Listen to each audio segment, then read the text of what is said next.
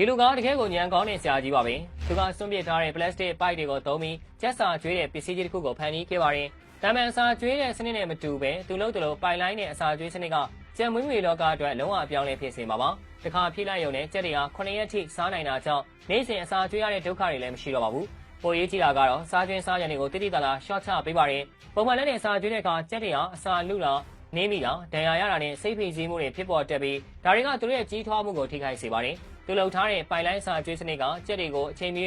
စားခွင့်ပြုထားတာကြောင့်ဘိုင်းစာရာကြောင့်ဖြစ်ပေါ်တဲ့ပဏိပခတွေကိုကာကွယ်ပေးပြီးကြက်ကောင်ချင်းစီကိုငြိမ်းချမ်းစွာစားတော့ဖို့ကိုယ်ပိုင်နေရာရရှိစေပါတယ်။ဒါအပြင်ပုံမှန်မြေပြင်ပေါ်မှာအစာကျွေးတဲ့နီလန်းတွေကအစာတွေမြေပေါ်ကျတာကြောင့်ပိုးမွားတွေနဲ့ကြွက်တွေကိုဆွဲဆောင်တက်ပြီးဗရီးယားနဲ့ယောဂါတွေကူးစက်နိုင်ခြေမြင့်မားစေပါတယ်။ဒီပိုင်လိုင်းအစာကျွေးစနစ်ကတော့အစာတွေကိုပိုက်တင်အတွင်းမှာလုံခြုံစွာထိန်းသိမ်းထားတာကြောင့်ပြပညဉ့်ဉန်းမှုကိုရှော့ချပေးပြီးကြက်ချံကိုပုံမတန်ရှင်းစေကယောဂါကူးစက်နိုင်ခြေကိုရှော့ချပေးပါတယ်။ဒါကကြက်တွေရဲ့ရှင်သန်နှုံးကိုတိုးတက်စေပြီးတော့စေဝါလိုအပ်မှုကိုရှော့ချပေးတာကြောင့်ကျွန်တော်တို့အနေနဲ့ပုံမကျန်းမာတဲ့ကြက်သားကိုစားသုံးနိုင်ပါတယ်။အရေးကြီးဆုံးကတော့ပုံမတန်ရှင်းတဲ့ကြက်ချံပါဝင်ခြင်းကကြက်တွေကိုပျော်ရွှင်စေပြီးကြက်တွေပျော်ရွှင်တဲ့အခါသူတို့ရဲ့အသားရတာကပိုကောင်းပါတယ်။